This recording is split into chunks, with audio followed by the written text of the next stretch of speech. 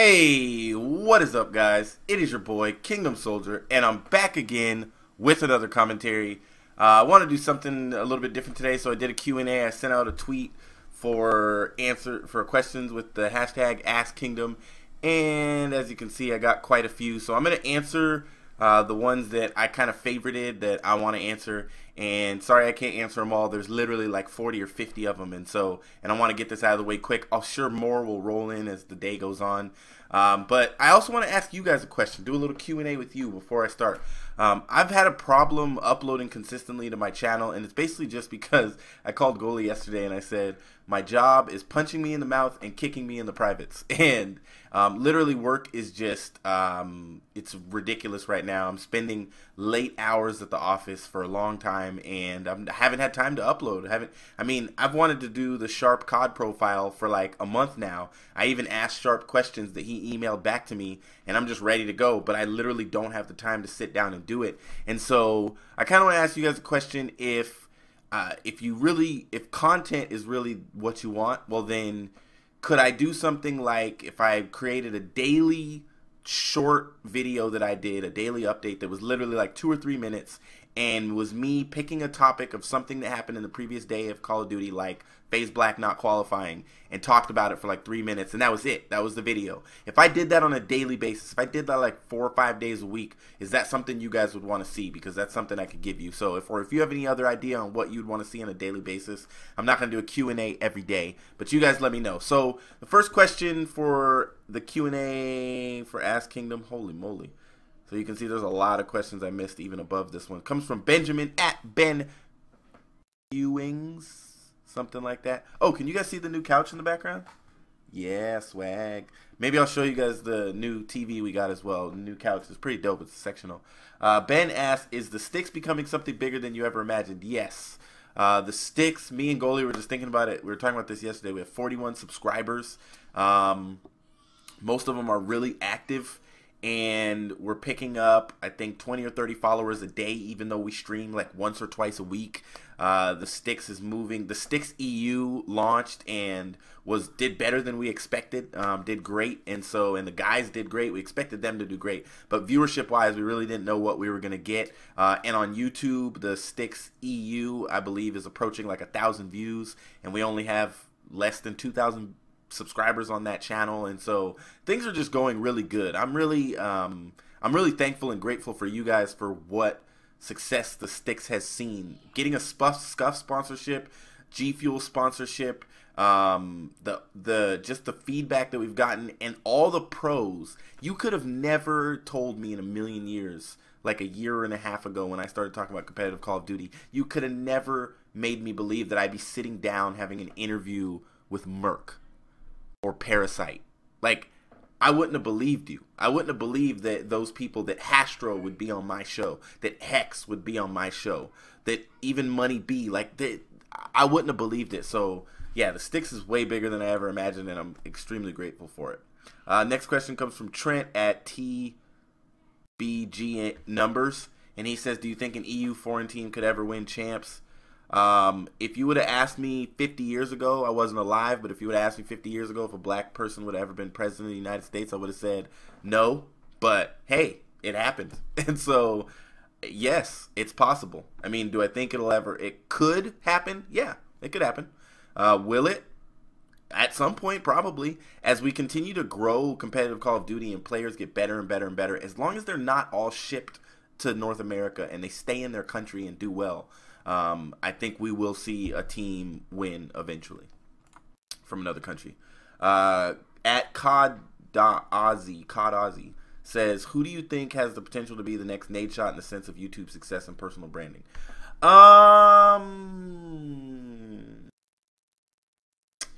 If Clayster would have stayed on OpTic, he would have been a shoo-in answer for me.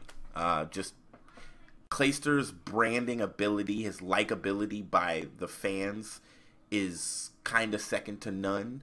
But I would have to say Crim. If Crimsic stays on OpTic especially, the sky's the limit for him. You know, he's past 200,000 subs. He's going to keep growing and catching up with Scumpy. I mean, if you really look at it, Scump is basically the next Nade, but they're in the same kind of boat. You know, Scump is kind of close to him, not far behind like some of these other players who are like 1 million subscribers behind Nadeshot. Like Krim is over 1 million subscribers behind Nadeshot on YouTube, so he's got a lot of growth to do. He doesn't have the personality of Nadeshot. His personal branding is pretty strong though with the whole Crimbot and robot thing, and he can carry that really far. And so I would have to say Krim at this time. At Vizmo, what do you have on your scuff when it comes to features, and can you show it? I've shown my scuff before, but I will show it again. This is my nice little scuff case. I actually put it in here because I have 3 kids under the age of 7, and they have tend to, I wish I could show you guys my Astros. They break everything, so my scuff controller, I'm not willing to let them break. So this is my scuff, for those of you that haven't seen it. It's Smurf scuff. It's got all black. Features-wise, I have the grip on the back. I have 2 paddles, not 4, and I have trigger stops. That's about it. I got the blacked out buttons. I use the regular Xbox STiKS on it, and it's kind of cool because when this turns on, it glows blue. You want to see it, huh? Kind of not. It doesn't. I don't know if you guys can see that it's actually blue, but I'm trying to catch a right angle where you can. So it's like a bluish color, so it's pretty dope. I really do love my scuff controller. It's pretty awesome. Thank you for the question, Vizmo. All right. Given your current knowledge, what message would you give to kids where you're from? There's always a way out. That'll be my message. There's always a way out. You know, sometimes life can convince you that there isn't a way out of the situation you're in. You know, whether it's you need money, a job, there is always a way out of the situation that you're in, and you have to press and press and press to find it. And there's always a good way out. Let me correct myself and say that. Like, the way out isn't going to steal from somebody or cheating or something like that. But there's always a way out that's possible. There's always a right way and a good way to get out of a situation. And if you keep pressing for it and searching for it, you know, you'll find it. And that's what my life has taught me. There's always a way out. Next question comes from at Ibubblicious. Why are you scared of being called an OpTic fanboy when it's obvious and you have a video up explaining? I'm not scared of being called an OpTic fanboy. I just don't like it. I mean, just to be honest with you, like, I don't like being called an OpTic fanboy because what people are implying is that my judgment is skewed towards OpTic. And that is anything but true. Like, my judgment is not skewed towards OpTic. You know, one of the things that when I was talking to Hector a couple months ago, one of the things that he was saying to me that he appreciates about me is that he knows that I'm going to be honest in my opinion about his team. Like, and that doesn't make him not want to work with me. It makes him want to work with me because he knows that I am unbiased. Like, if I see something that OpTic is doing that I don't like, I'm going to call it out. And I've always done that, but people call me an OpTic fanboy. An OpTic fanboy is the type of person that rants and raves on Twitter even when they're wrong. If you've seen me do that, let me know. Show me the tweets.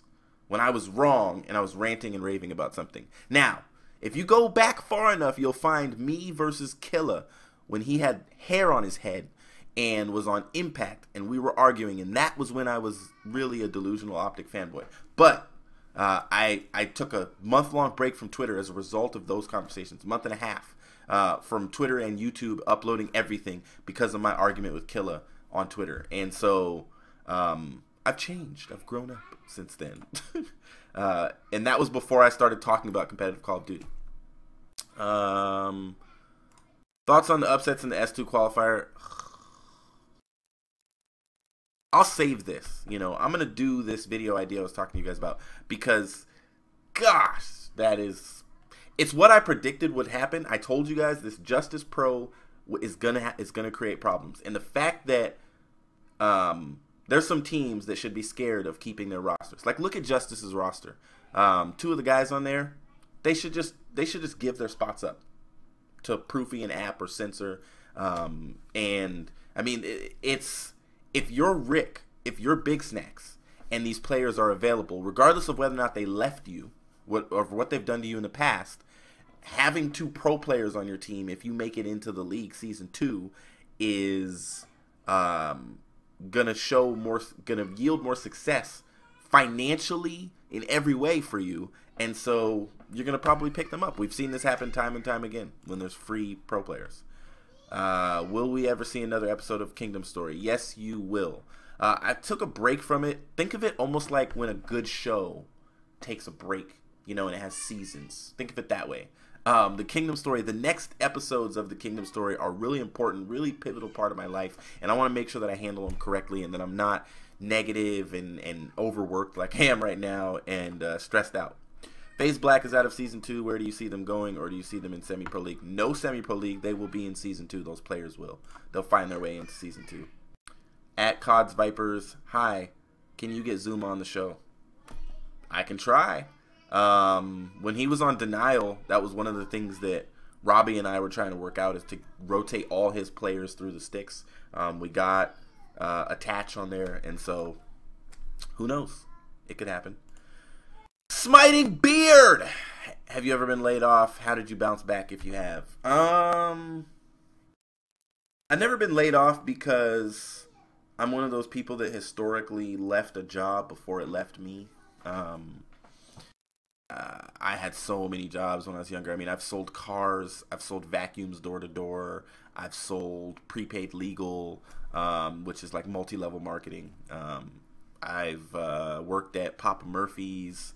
I've worked at Safeway, Target. I mean, I've had so many jobs. The longest job I've ever had is the job I have now at the church I work at. I've been there for almost 5 years. And then before that, I worked at Starbucks for 6 years. And before that, I had so many jobs it was ridiculous. So I never was laid off. But bouncing back from it is the previous answer I said. Fatty is like, there is a way. There's a way out. There's a way. There's greener grass. You just have to keep walking, keep pressing on, keep pressing forward and going after it. And you'll find it. So that would be my how to bounce back, is never let that bounce actually happen. Whoa, 57 days. What did it do? Oh, okay, so this is the last one, and it's from Danny Stater, and he says, what do your family think of your current job in esports? Well, I don't really have a job in esports. My wife, to be honest, she acts as if she doesn't care, but she watches the videos and stuff. She sees when I upload. Like if she comes home in the middle of the day and I'm playing video games, she'd be pissed, you know. So that's why I play it really late at night. But she understands that there is a little bit of financial gain, and that it's really, I'm building something that's going to be for the future. And it's not about, for me, it's not about my own personal success. It's like, I want to, I mean, I've said this so many times. I want to move into ownership. I want to own. I want to own the STiKS. You know, I want to, 4 or 5 years from now, see one of the most successful news outlets in competitive, in esports. And I want to be like, yeah, I own that. You know, I own that outlet right there. I want ESPN to call me one day and say, hey, we're going to do coverage for this upcoming CSGO tournament, and MLG is going to cover it for us, but we want to have you come on and be one of the commentators or something, you know, or we want to have one of your guys come on or whatever, you know. I want MLG to call and say, we want the STiKS live to be live at COD Champs or something, you know, like, I just want to move into ownership, and my wife understands what I'm trying to do, and she understands my heart, which is to help people. You know, I look at Hitch, Fatty, Goalie, Crush, Josh, Landon, Tommy, Rage. Hopefully I didn't miss anyone. But beyond that, you know, people always say I have the loyalist of fans. Goalie said it the other day. He said, I don't get your viewers. Like, I don't understand. Because you guys are so consistent to watching content and things like that. And I told Goalie, you know, it's like, I like to be interactive on Twitter. I like to answer people's personal questions. I like when people tweet at me and say, hey, can you check out my video? And I have time to do it. I love doing it and commenting and subscribing to their channel and continuing to comment and giving them advice. I like that. I like being involved in someone's growth. You know, let's grow. I love watching someone grow and being a part of it, and then being able to high five and celebrate, well, digitally high five, and celebrate with people when they achieve something great. Like when Hitch got OpTic Intel, dude, I was so happy. I mean, ecstatic, you know, and it's like, I just love it. I love watching Goalie stream, and then every time he gets a crazy donation, and just watching him run away from his computer because he's so shocked that he's getting these crazy donations.